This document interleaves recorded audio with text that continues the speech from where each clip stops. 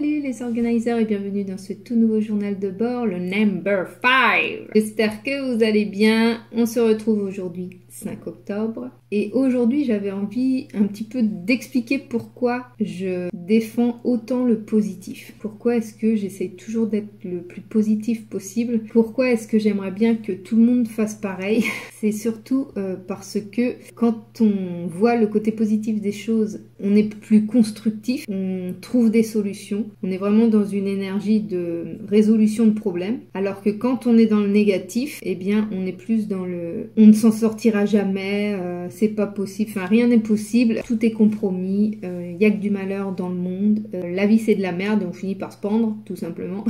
J'exagère, mais c'est vraiment ça, l'importance de diffuser des choses positives. Je me souviendrai toujours, je l'ai peut-être bien déjà dit dans un journal de bord, mais je me souviendrai toujours de ce qu'avait dit Mère Teresa à la question qu'on lui avait posée qui était la suivante.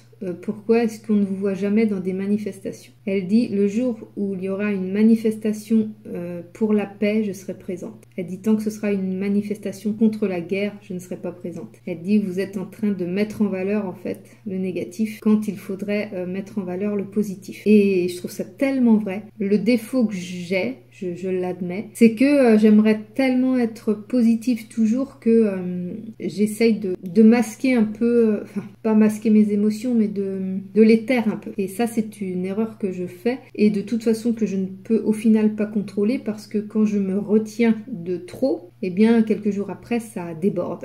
Donc là ça fait 2 jours que j'ai des crises de larmes pendant mon journaling. J'ai besoin de dégager les émotions, elles ont besoin de s'extérioriser et c'est positif parce que ça me permet d'évacuer des choses que j'ai enterrées à l'intérieur et qu'il faut dégager en fait. Il faut qu'elles dégagent, donc moi mon moyen de dégager mes émotions, de dégager le négatif en moi, c'est de pleurer. Donc j'ai pleuré et c'est drôle parce que pendant ma méditation je ne pleure pas du tout. Je suis très sereine, j'ai des grandes inspirations, des grandes expirations. Je sens un petit peu de blocage en début de séance de méditation ici et après ça se débloque. Et je ne pleure pas. J'ai pas d'émotions négatives. J'ai les pensées qui viennent parce que notre cerveau pense tout le temps. Donc on a quand même les pensées qui circulent. Mais elles ne restent pas. Je suis pas en train de ruminer, rien du tout. Donc elles passent. Et après, soit je me reconcentre, je reviens à ma respiration. Ou soit quand je ferme les yeux, moi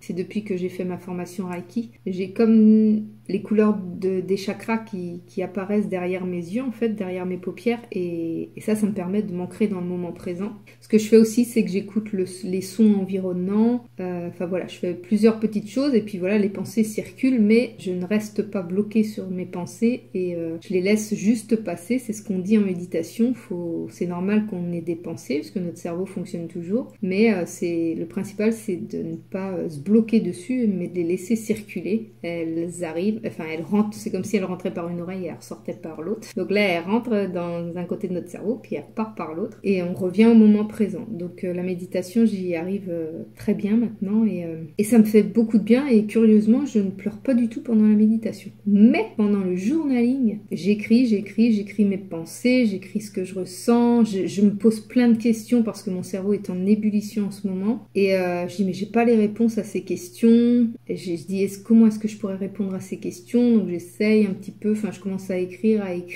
et puis d'un coup les émotions montent et je pleure. Et donc ça fait 2 jours, mais ça fait du bien. Ça me permet d'évacuer et de passer une meilleure journée après. Je dors bien la nuit, mais je me couche assez tard. Je pense que la fatigue y est pour beaucoup aussi. Et quand je suis fatiguée, j'ai tendance à beaucoup plus voir le négatif. D'où l'importance de se rebrancher sur le positif. Ok, on laisse passer les émotions, ok, je pleure, j'évacue, il n'y a pas de souci, mais je ne veux pas rester dans cette énergie-là, parce que ça attire à moi les mauvaises énergies, enfin pas les mauvaises énergies, les énergies négatives. Il n'y a pas de bonne ou de mauvaise énergie, je pense que toutes les énergies sont nécessaires et qu'elles nous font avancer. Donc les énergies négatives nous font avancer comme les énergies positives. Le principal, c'est que dans chaque cas, faut pas pas, notamment dans les énergies négatives, il faut pas stagner à un endroit en fait, parce que sinon on s'en sort pas et on voit pas les solutions. Et on n'a pas d'évolution non plus. Et donc c'est ça en fait qui me fait pleurer, parce que quand je fais du journaling et que je suis en énergie un petit peu basse, donc je pense forcément au négatif, donc j'extériorise tout à l'écrit, et en extériorisant tout à l'écrit, eh bien les émotions prennent le dessus et je pleure pour évacuer. Mais après il faut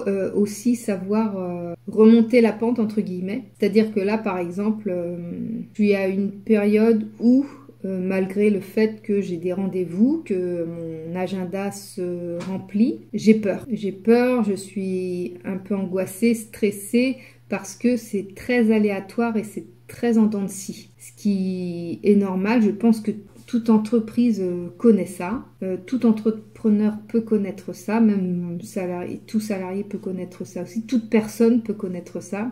Des hauts et des bas, et donc je ne me sens pas en sécurité financièrement par rapport à ça. Et donc quand je suis en énergie négative, j'ai tendance à me dire que j'y arriverai pas, que ça va pas fonctionner, qu'il va falloir que je retourne dans le salariat. Et en fait là j'en fais une montagne, comme si c'était insurmontable de retourner dans le salariat, comme si c'était insurmontable de retourner travailler dans une entreprise, comme si ça allait être des bourreaux, comme si j'allais tomber dans une entreprise qui allait me trucider, qui allait me faire partir en dépression, enfin voilà, vraiment des choses très très noires, très très négatives. Mais comme je me connais et comme je travaille beaucoup la positivité, je me suis dit, ok, j'imagine que si je pense ça, c'est parce que j'ai cette insécurité financière qui me taraude, et donc forcément je broie du noir, enfin je broie du négatif. Et je me dis, ok, là, à cet instant T, on imagine que tu as les ressources financières nécessaires pour vivre sans souci, etc.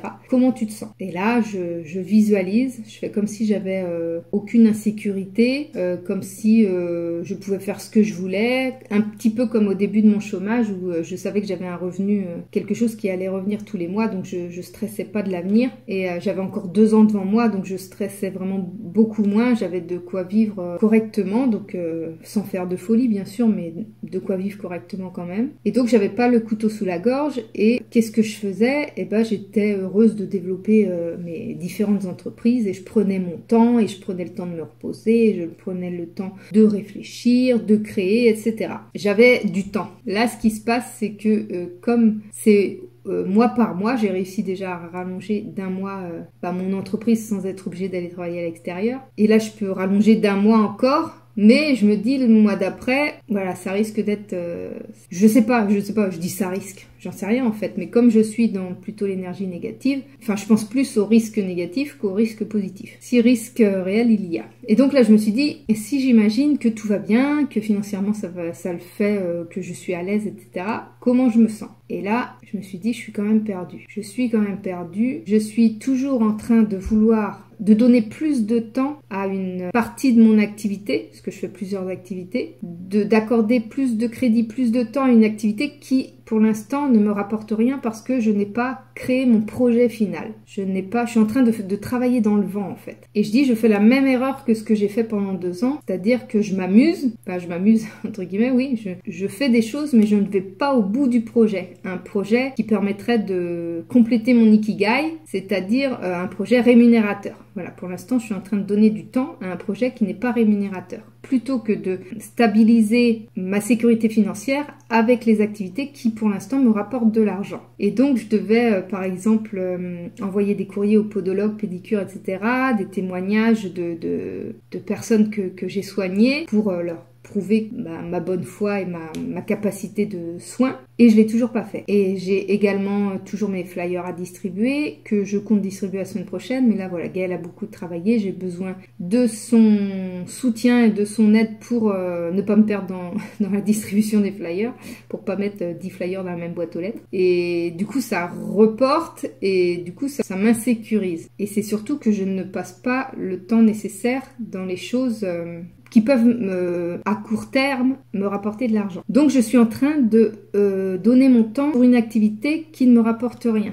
Donc je ne suis pas dans mon ikigai. C'est ce que j'ai essayé d'ailleurs de vous expliquer avec mes différentes publications sur Instagram. Comment trouver son ikigai? Il faut vraiment que tout corresponde. Il faut répondre à plusieurs critères et le critère financier en fait partie. Et je me suis également éloignée de mon projet initial qui était de mon idée, de mon envie initiale qui était de gagner de l'argent, un peu plus d'argent en travaillant moins. Et là actuellement, je suis en train de travailler plus et de gagner moins d'argent. Donc ça va pas du tout, ça va pas du tout. Donc j'ai évacué mes émotions, j'ai réussi grâce au journaling, à inverser le négatif en positif. J'ai vraiment analysé la situation. Je reprends le contrôle de mes pensées, je reprends le contrôle de mon chemin en fait. Je reprends la bonne direction. J'ai un peu dévié. Je reprends la bonne direction et je me concentre sur les choses comme j'ai moins de temps maintenant parce que c'est au jour le jour. Je vis vraiment au jour le jour. Donc il faut vraiment que je me concentre sur les activités qui peuvent être rémunératrices pour moi. Donc voilà, c'est en ça que je voulais parler des énergies positif qu'il faut vraiment continuer à cultiver parce que je suis d'accord qu'il faut dégager ses émotions négatives, je suis d'accord qu'il faut laisser sortir ses émotions, je suis d'accord qu'il faut pas toujours voir que le positif et que on a besoin en tant qu'humain d'avoir les deux, mais je sais par expérience qu'on ne peut pas progresser et se sentir bien dans une énergie qui reste négative, contrairement à une énergie positive qui permet d'avancer, de trouver des solutions, des moyens, de se recentrer et de se sentir mieux tout simplement. Donc j'ai évacué mes émotions, j'ai analysé, je me sens mieux. Le journaling c'est vraiment extraordinaire quand même. J'ai fait mon sport aussi ce matin. Pareil, le sport ça évacue beaucoup les émotions en même temps. Je souriais pas du tout, je voyais bien pendant ma séance du sport, au début surtout. J'étais vraiment très très crispée, très figée. Mais ça m'a fait énormément de bien et une chose que je ne fais pas assez, il faut vraiment que je me calme. Je m'oblige, il faut que je m'oblige à prendre l'air, je prends pas assez l'air. Donc voilà, plus la fatigue accumulée, bref. Laisser sortir ses émotions, c'est ok. Toujours garder à l'esprit de revenir, une fois qu'on a réussi à évacuer ses émotions, de revenir, ça peut prendre plusieurs jours, comme moi ça peut prendre que quelques heures, mais de revenir toujours dans le positif pour pouvoir avancer quoi. Faut toujours essayer de trouver un équilibre entre les deux. Voilà, donc ça c'était mon ressenti du jour. J'espère que ce journal de bord a pu vous aider si vous êtes un petit peu comme moi dans cette situation peut-être d'insécurité ou même si rien n'a changé par rapport à hier, vous sentez les choses plus lourdes aujourd'hui et c'est ok, on évacue et après on se recentre et tout va mieux. Je vous laisse, je vous fais des gros bisous et je vous dis à demain pour le prochain journal de bord. Des bisous, salut!